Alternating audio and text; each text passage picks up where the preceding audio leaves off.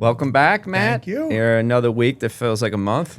It's the same thing I said when I sat in this chair. I looked at Drew and I'm like, oh man, What a week. It's been a month. Yeah, what a week. I think just to start off being authentic, I think, like, look, even our organization's feeling a lot of change, the disruption. You know, it's a difficult time for a lot of companies, you know? It is. There's just so many questions, and it's hard to think long term Yeah. and short term and medium term. So it just causes angst, and then, It's interesting too, because it's like, this period of time we're in right now. It's like the backdrop. If we explain it that way, right? You have AI, you have global unrest, right?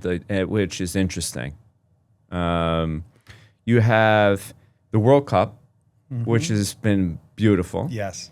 Just the way that it's brought people together, and so like the backdrops are very interesting, and you have this emerging world that's kind of now beyond COVID, right? So we just frame that just from our organization, because I think one of the things we're really trying to do with is be as authentic as possible, and so.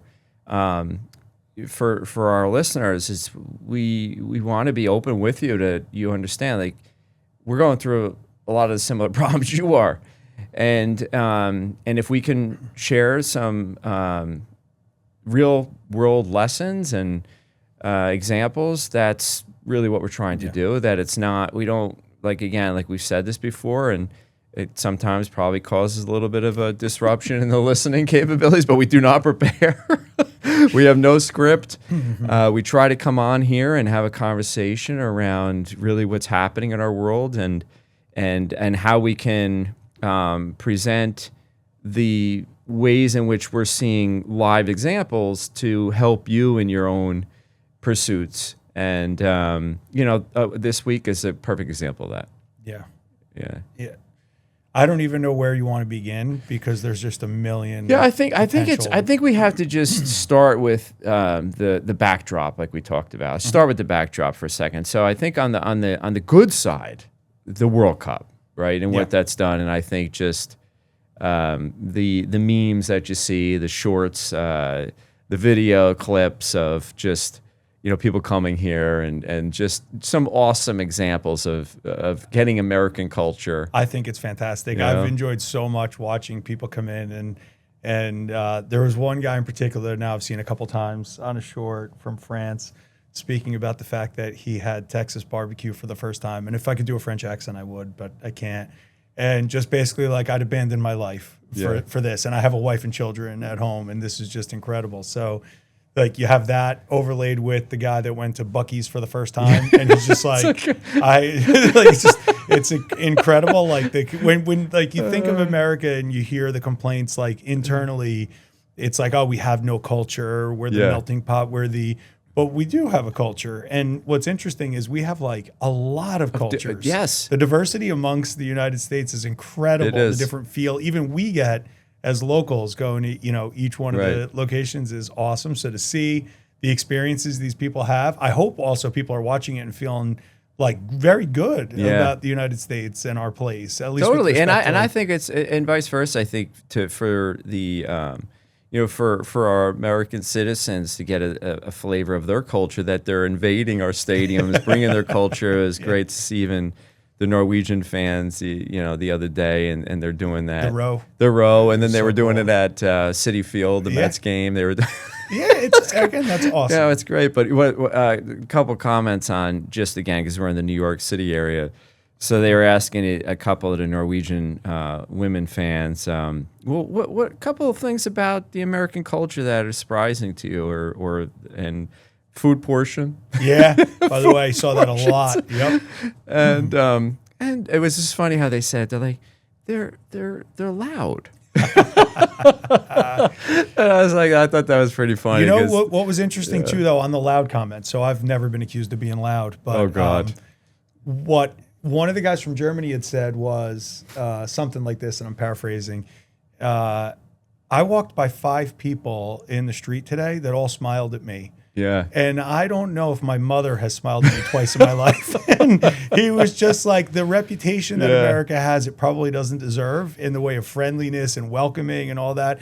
And it's interesting. I thought for a second, I'm like, I just always feel like I always try to smile at everybody and say hello when I walk by. It would be odd for me to visit somewhere else and not have that, kind of like, I would feel rejected almost, I think, if I was to like smile at somebody and they just kind of put their head down. That's New York City, right? Like, come on.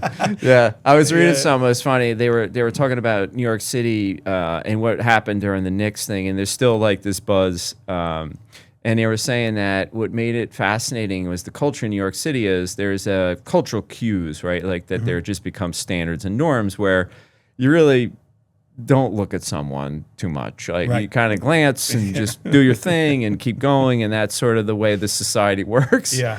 And people were stopping, and if you had a Knicks jersey on, and would you see it again? And so there was like a much more in the way of interaction among people. Yeah. And it was talking about, will it last? And it was like, absolutely not. I know.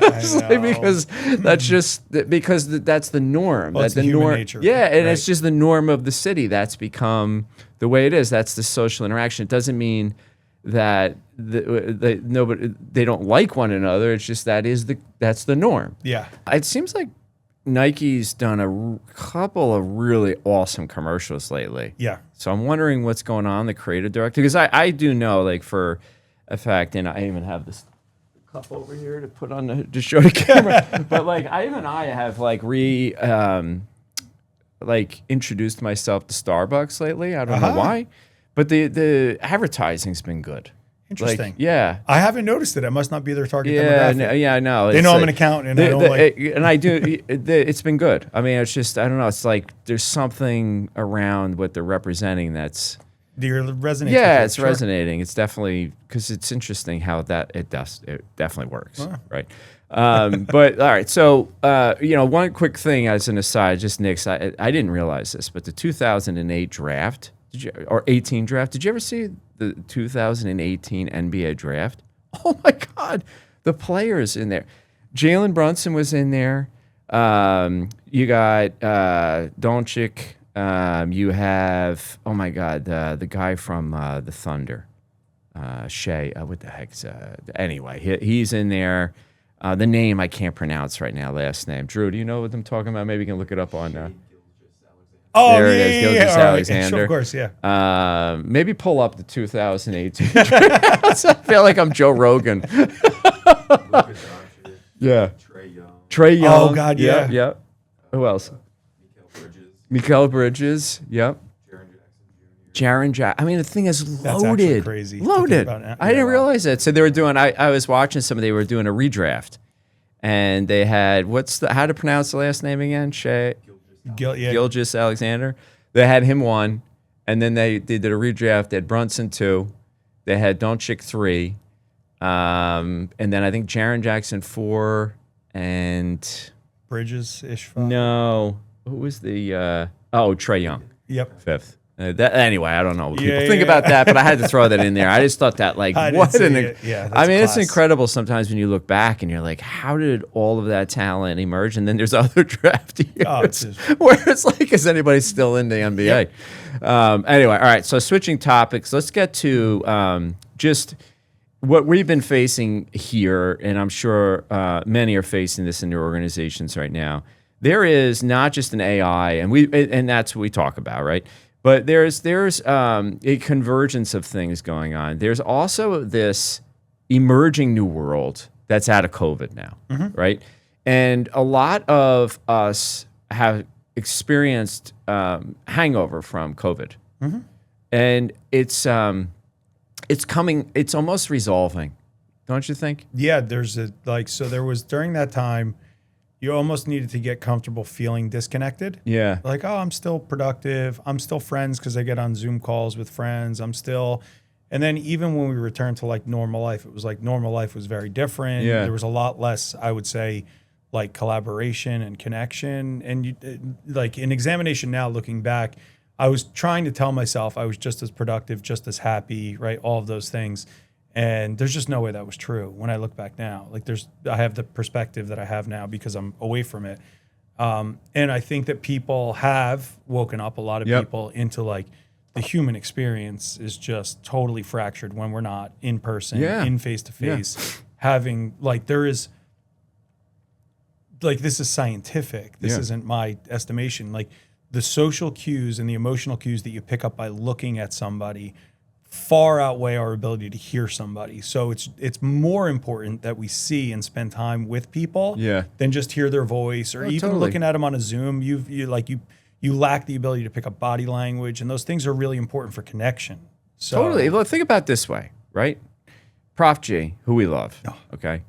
And for those of you that may not be familiar with Prof G, professor, NYU, phenomenal marketing, branding person. And he has become a real voice for the younger generation, let's say, especially on the male side. In particular males, male, because there's a problem, right? And there's a real issue with younger males, and we experience it, we see it, right? And so it's really hard for younger males to afford the things that we used to be able to afford at an easier clip. Finding a mate. Very difficult. Well, the social pressure that's been created by the influencer environment, at least what I kind of think, is everyone's the best of everything because you're looking at highlight reels. So when you review those things and the things that get popular are the highlights, and it's almost like people are searching for the meme 6'5" finance. It's right? a unicorn. It is, right? Like that's such an outlier to reality. And I think it's creating this really unhealthy view of oneself where you're measuring yourself against the best athlete, the best, investment banking associate, the best, all of these things that are the best. There's no individual that's the best at all of those things. Yet they're creating this kind of, I would say platform that they're trying to achieve. And it's going to lead to bad things. It's already leading to bad things. It is. And I think one of the consequences, honestly, and they don't talk a lot about it, but we've seen over the years, because we have a younger workforce, because we recruit every year interns and entry levels right out of college. I mean, that's the model, right? Yeah, it's the model, and we're going to continue that way, and we're really happy about that because we think that the ways that we blend the generations work really well. And I just think for learning and the experience, but how many people that because they came in and because they were we have a lot of people that ended up getting married. We have a lot. And no one talks about the workplace as a place that's funny. where you meet your friends and that's where you meet your future potential spouses, or that they're introducing you to their friends or whatever else, and those things. Like nobody talks about that. That's really they talk about like, oh, they're not like at the bars. It's the dating. I'm like, no. It's like it's that you're limiting now your social network. General social connection. And think about like how we would have limited our own development if we did not create the relationships we did at work. That think about, I mean, those extensive branches of those networks, just like they flourish, right? And so like so I think the reason we're bringing that up for us is like we've had a very tough few weeks as an organization because it's just like I think there's a new world that we're entering into that is kind of ending that world that we were in. And it's really hard because there are people that we have and for those of you, just if you're not familiar to us, like we really emphasize the relationship side, and it is paramount, and it's not just us talking this so you can believe this and we're spinning it. Like we really do care, and it hurts because when we have people that opt out or we have to make changes in the organization because we're starting to see the world differently, and we look and see that things that worked for us for a while are not going to work going forward, and we look at it from the perspective of both. It's like the organization, we have needs, but we're also trying to look at, will this person be successful? Can they literally be successful here in our environment? Because we've, as every organization does, right? You bend to the people, and they bend back to you, and there's like the meeting, and we've chosen based upon, first of all, what we want, But secondly, what we know to be successful is really creating more of the human connection. And it makes it hard because you, like personally, I'm like, did we let them down in some way by having them opt out? Yeah. And I take that on personally, which is not probably healthy. It's not, but I think it's right. I do, because I think in every case it is true. Like there is a responsibility that I have in any one, even when someone opts out down, and it is the right thing.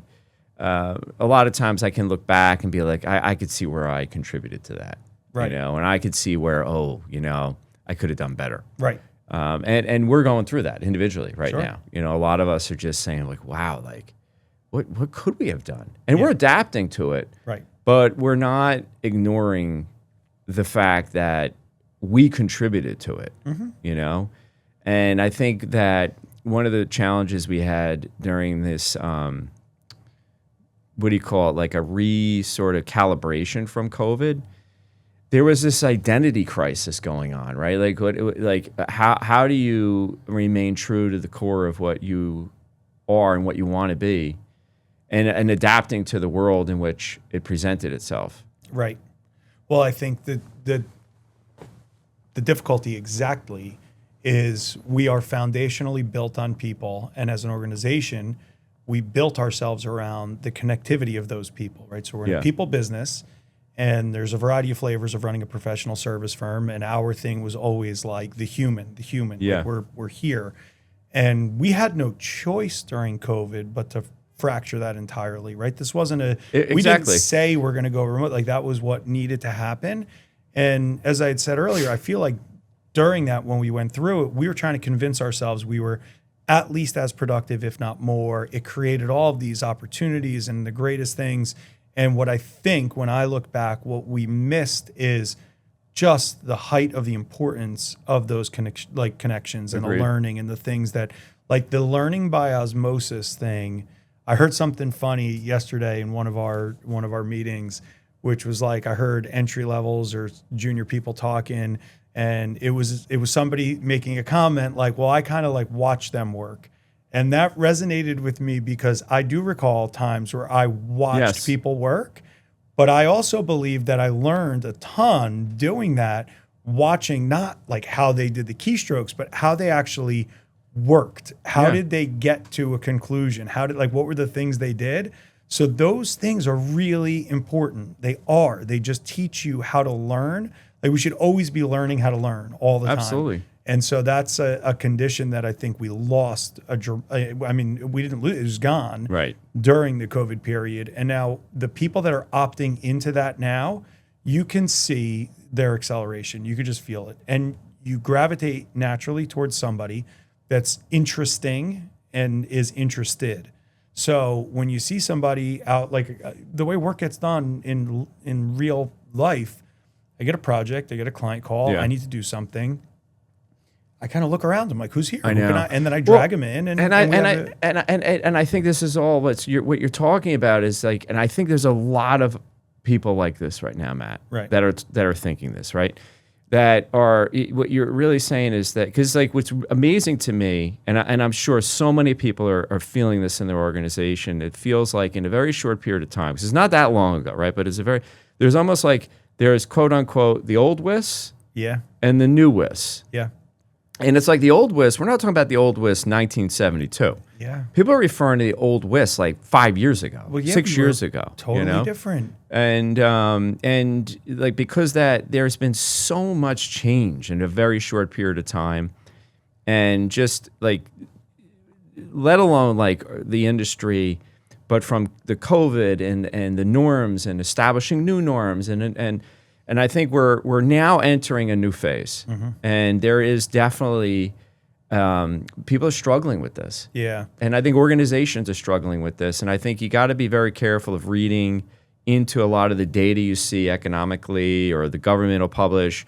statistics about and attributing why, right? Because I think a lot of people like, if jobs are lost, it's AI, right? And it's like, I think it's so much more. There's so much more context around and nuanced reasons why a lot of this is happening. And that's what we're trying to cover. Right. And all this is leading to the change.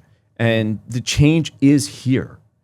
And but you almost have to take into account all of these things that are happening and realize that it is all part of it. So you can't just say, oh, it's because we're all getting ready for AI. Sure. There's no single individualistic thing like you could point to like that's causing the change. It's all of the forces that are going on. But you almost, like, isn't a better lens to, because I think this is what kind of hit me with this like tumultuous week we've had here, because it's been very emotional,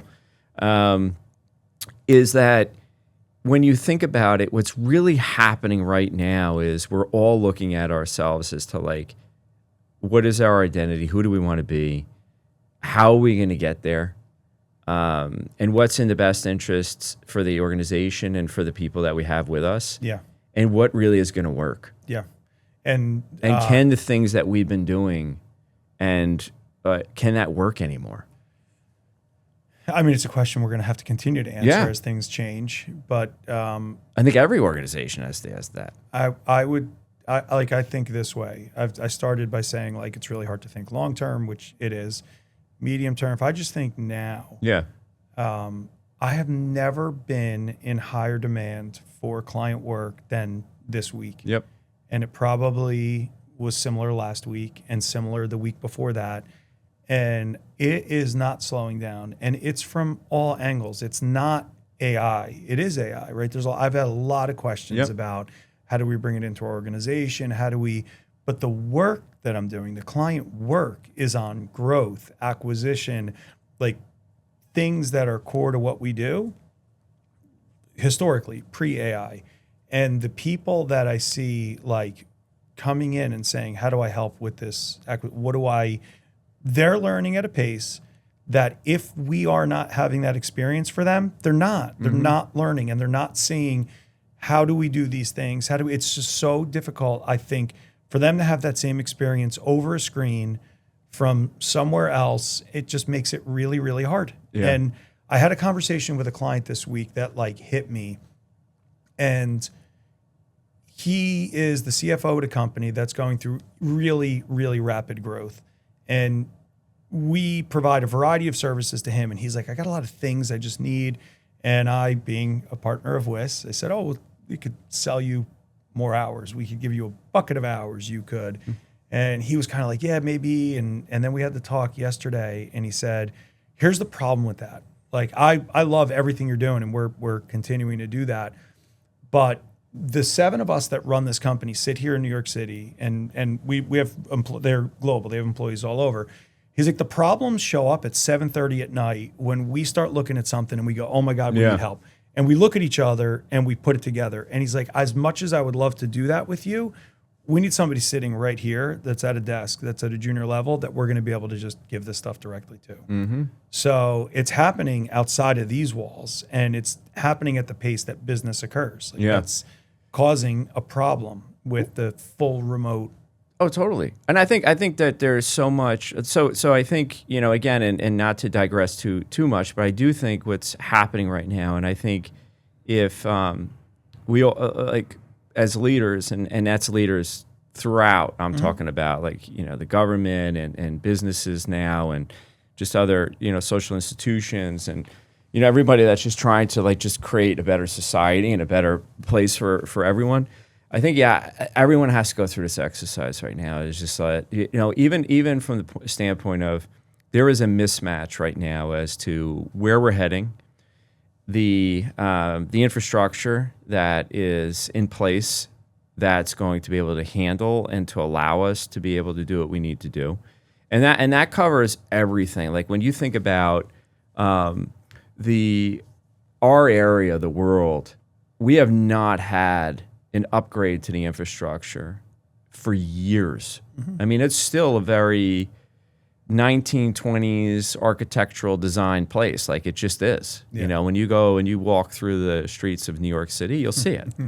It's that like stone. It's like that was the, and I think so you have this mismatch as to what the capabilities of creating a much greater community, a much better way of how people can get to work. How can you eliminate the bottlenecks that allow people to? So there's just so much that we're just not working in synchronicity, right? Like, and we will. Like, that's gonna happen. That's just the way it typically works when you go back. And I've been spending a lot of time just trying to understand the Industrial Revolution and but what you need, like people in leadership to work together to do this, and I think there are signs of that, because I always try to look through, and that's why I set the stage. I feel like there's signs of that.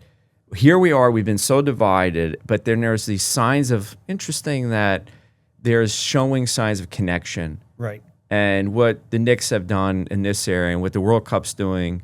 And I think people are waking up again and saying, like, I want that. Yeah. I'm like thirsty for that.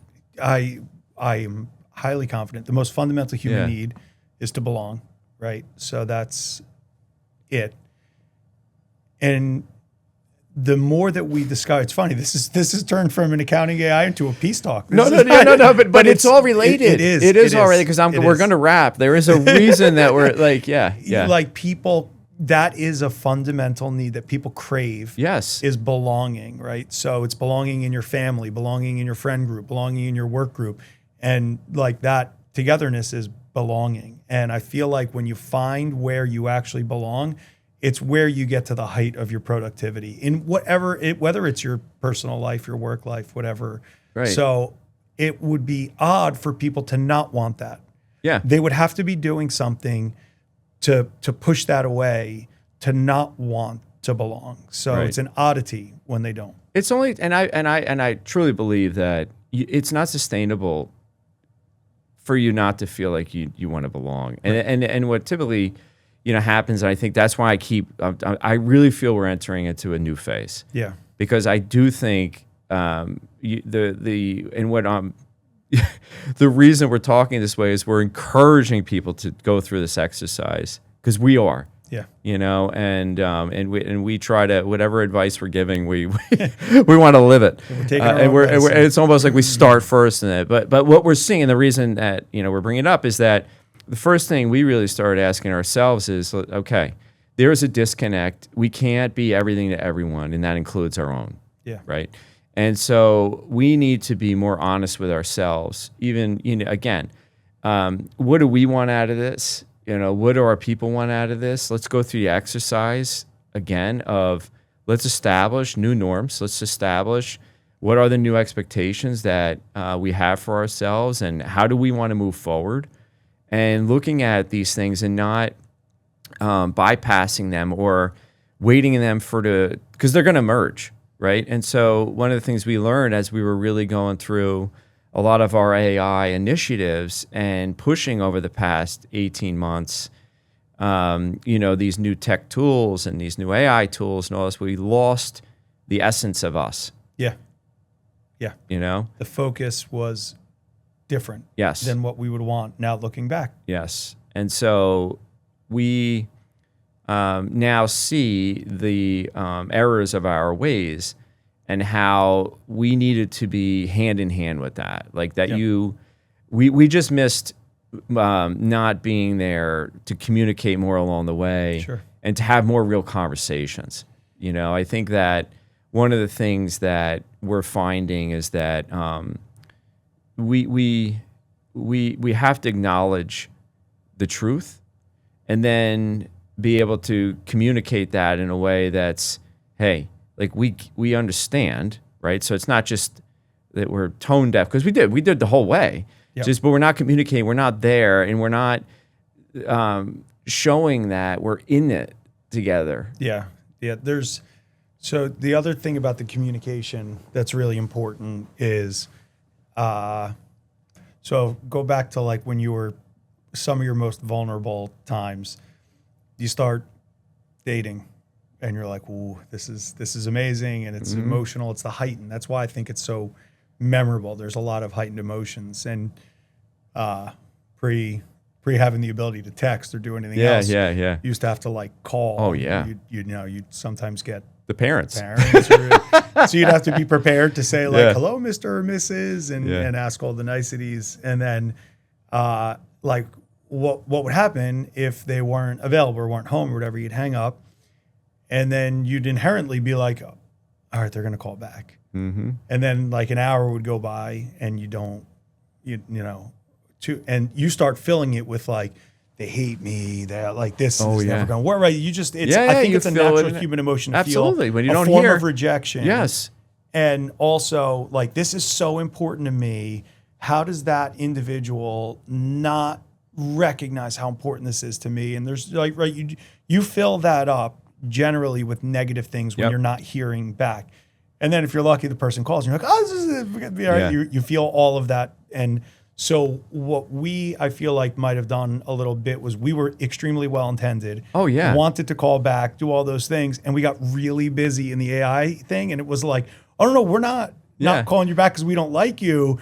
We've just been doing 63 different things. Yeah. And so it's where we are now is like, we're calling back and we're like, no. I didn't want to break up with you. Right. Yeah, but they filled that void with their noise in their head and their things. So I think that's part of what's being experienced. Yeah, and I think like what we learned again, and a perfect example of this is just no different than here you are, and we spoke about this, but here at Stanford University, and you're probably thinking like, oh my God, we have the best guest speaker, the Google CEO, and you have students walk out because there's this context around AI and what AI is going to do. It's hysterical, by the way. I've looked at it, and the headlines have gone from like it's AI to it's their support of ICE to their support of Palestine to their, like all of these variety of things.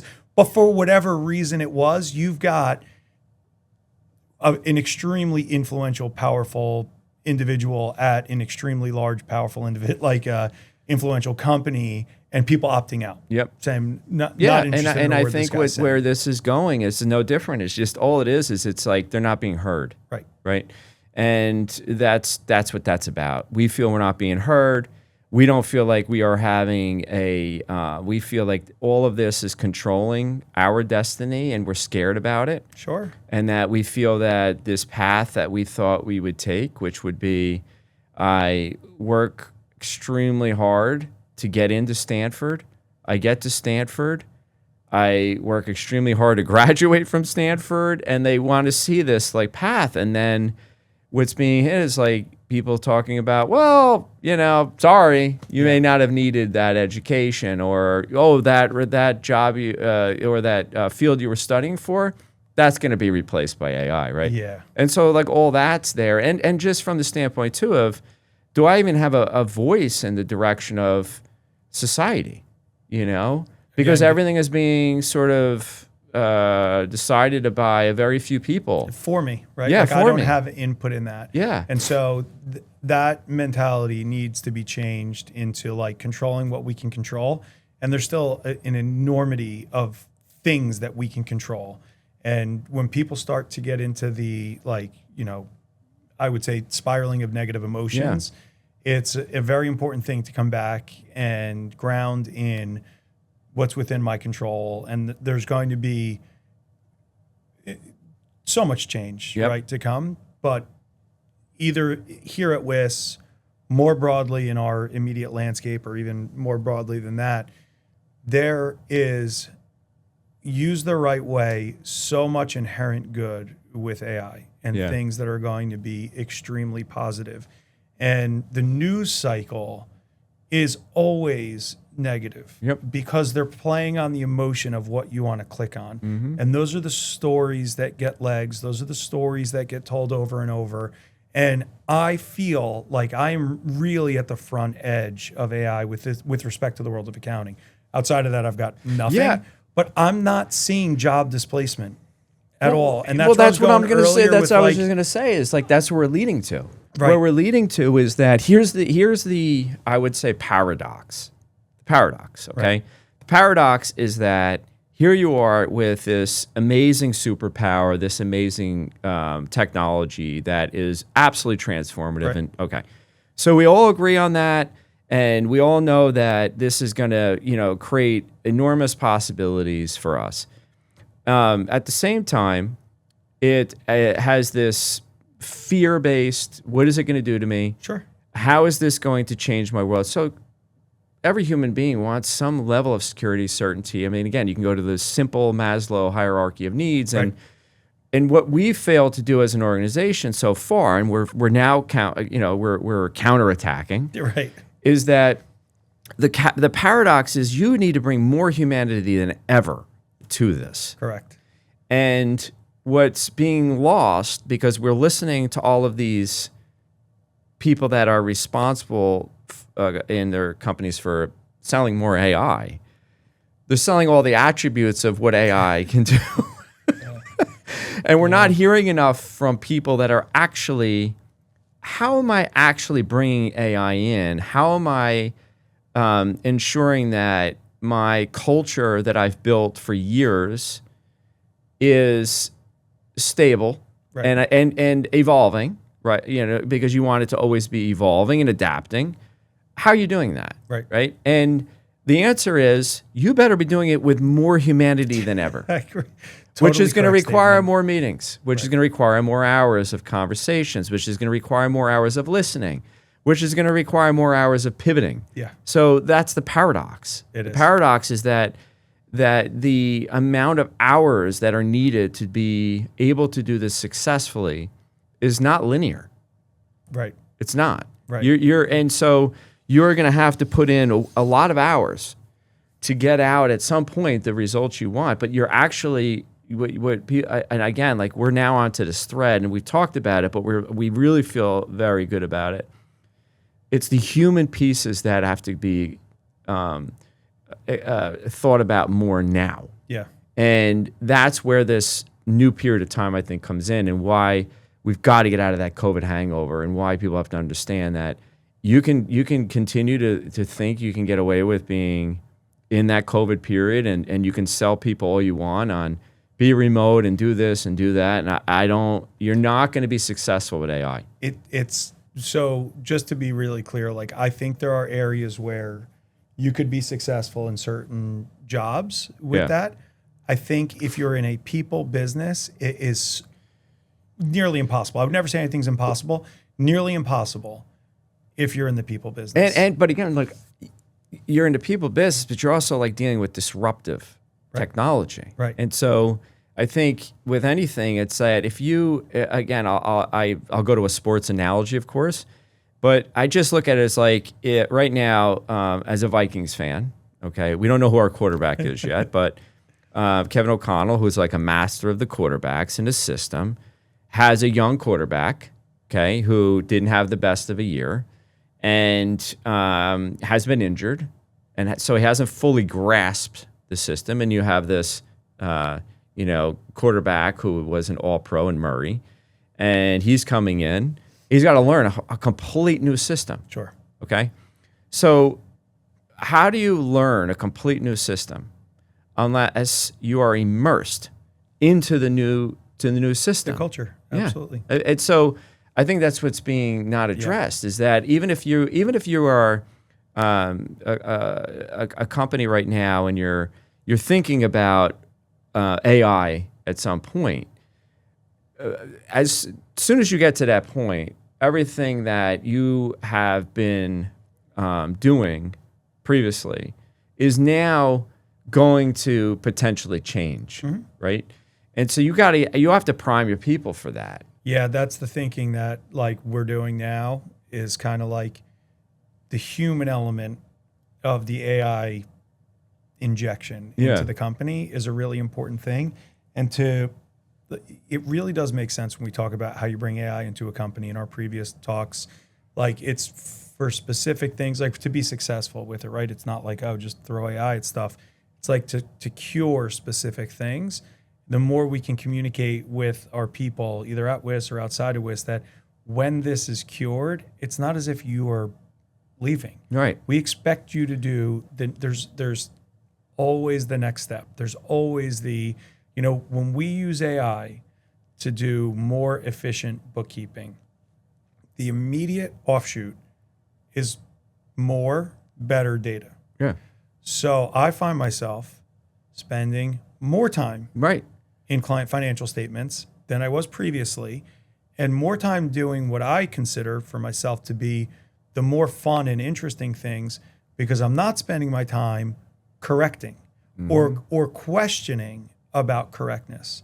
So I also I don't see it creating less work. No, it's not in this. It's going to increase the number of hours. Like it's just the reality to it, you know. And I think as an organization, you just have to brace for that. Yeah. Because it requires so much more muscle from the organization. Right.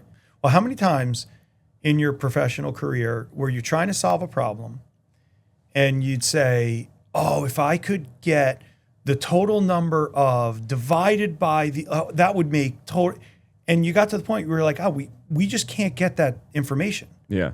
And you're like, "Oh, I know." Now we're saying we're getting to the point where with the proper ingestion, we're going to be able to get that information. We're going to be better. And it's going to, I don't know the next question that's going to be raised by that, but there's going to be more questions. So I just feel as if there's such a positive slant that's not being told and not being embraced. And it's leading to bad feelings and bad thoughts. Totally, but I think that's where it comes. Like if you can galvanize your people, and first the story was like, again, I think you almost have to, you have to, and if you haven't done it, we would recommend it. You have to, I think, use this time as entering a new period of time, right? And it's just recalibrate. Bring your people together. Start to have those conversations around, all right, who are we? Who do we want to be? How are we going to get there? And what are sort of the expectations we have for each other, and how we're going to live going forward? Yeah. Because you got to be on the same page with this. To add like the humanistic element to it, and this is good because we're rarely on client calls together, right, as both of us. And we were on one this week. Yep. And the CFO had said, I'm interested in learning about AI and tools and what should I be looking at? Very common question. And then, that's I don't believe the right question. When we kept going and unraveling, he mentioned, commissions. Yeah. He said our person that manages commissions spends 6 days a month just managing commissions for our small company. This is a sub $100 million company, top line. And some individual is spending 6 days out of their month of their life. Right. Doing that. Calculating commissions to be paid out. And now the question isn't like, okay, are we able to automate that and then fire this person? Right. This person knows so much that they don't even know they know about the habits of the salespeople. They have so much more to add now because of their base knowledge that if they look at what they can now add to the organization, that they're not spending 6 days of their life in Excel, as he disclosed, calculating commissions, ripe with errors, all those things. It's got to lead to a better experience in that individual accountant's life. It's got to. And each of those salespeople, right, and how their calculation is going, and how they're splitting commissions, and more time for this individual now to be a support system, right, and an actual person that can have a relationship with someone because they're not buried into actually doing the calculation. Yeah. So you can add so much more in the way of clearing out just think about again, this is the multiplying effect that a lot of this is going to have is that all of that tension, right? There's tension. When it takes 6 days to do every month a commission calculation. By the way, my first thought as an auditor is there's no way it's right every month. There's no way. Chance. There's no way. Especially, I'm sure there's a formula error somewhere. There's 6 missing days a cell. in Excel? Oh my God, forget it, right? And so I think it's just, but these are all tension points, right? Yeah. And so all of this tension that is in these little pockets of an organization, no different than here, adds to a greater level of tension throughout the organization, which is all leading to not just the inefficiencies, right? But it's the way in which we work together. It's the way in which you can eliminate a lot of angst in people. And what happens a lot of times is that we're all, at the end of the day, someone is our customer, okay? And so, and they're the ones who are feeling it. And if you think about, because I go back, I say, why is service down so much? Why is it down so much? It can't just be that humans decided in a very short period of time that I'm just not going to want to serve anymore, and we go back to the good old days. Something happened along the way, right? And what's going to be interesting is to see how it changes going forward. But I think that there's a lot of the reasons that the service has gone this way is that there's the expectations far exceed the capabilities, I think, of what humans, the tools that we have to be able to meet those expectations, right? Mm-hmm. And that imbalance, I think, has created such a tension in organizations that it's leading to so many where you're having these the quiet quittings and all these other things. We could blame it on COVID all we want, but I do think it's a combination of a lot of factors. I totally agree. And if you think about the vision of a CEO or a board saying, get me this data, and it's new data and a new report or new something, and then everybody's scrambling to try to create it, and they're putting it together. The angst that's created from the desire for better information is, it creates that tenuous environment for everybody. And so the ability to open that up and then have people that previously spent so much time in that data be able to add in. So if I just use that commission example, the conversation that individual could have, and this is not a client, so I have no idea if this is the truth or not, but what I would presume to be is, what's funny is every month Johnny is the 2.4%, and that's what he gets on these types of sales, and Sally gets 2.8%. Why do we do things like that? Just, again, and there may be no good answer to that, but they might be solving a problem now. But this is the beauty of it all, right? This is the beauty of the period of time that we're in, is that it's giving all of us a chance to rethink how we do things. Right? It's giving, and because it's not an exercise of, hey, let's go do that because we're going to feel good about it, and we're going to end up having all these conversations, and then these typical retreats or these typical things, and then nothing changes, and 3 weeks later, what did we talk about? No, this is completely different because the tools are coming and the tools are here, where the actual conversations that you have around hey, how can we do that better? And why are we doing that? I know that there's 8 different ways that we've given agreements out there, but shouldn't there be one? Yeah. And shouldn't we have those hard conversations now to streamline this? And because we need to streamline it because it's going to make bringing in the technology so much easier. But once we do that, think about what it's going to open up. It's just allowing us to rethink everything about how we want to do business. Mm-hmm. And then it's also at the same time as, how do we want to interact with one another? Yeah. What kind of business do we want to run? What is our culture going to look like? What kind of an organization do we want to be? Do we want to continue in this post-COVID world that ended up looking like this, but we really never want it to look like this, or do we want to look like something different? So AI is at the center of all this. Yes. And I think that's the piece that we really wanted to talk about today, is just that we haven't spent a lot of time on the holistic aspects of it, and we're learning a lot about ourselves because of this. And it's, I would say, for us, Matt, it's been a really tough few weeks. Yeah. Because, yes, we are extremely excited, and we continue. Our mission is just to make life better for the accountant. And, that's been a part of our mission for the past 30 years. Yeah. We're still working on that. But at the same time, I think what it's done is it's creating an opportunity for us to really look inward. Yeah. And how can I do things better? Mm-hmm.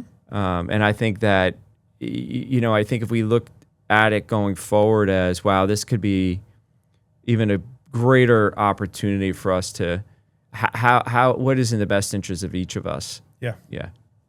Love that. Yeah. Should we just end? Any parting comments? No, I think that you nailed it, and the humanistic element is being lost. Yeah. And I think that there's strong desire on every side to bring it back to be at the forefront. Yeah. All right. It's a wrap. We'll see you next week. That's a wrap on This Week in Accounting AI. If you found this useful, make sure to follow us. On Spotify, smash that follow button on our show page. And on Apple Podcasts, tap the plus sign and leave us a quick rating while you're there. I'm Paul Peterson. See you next week. Bye.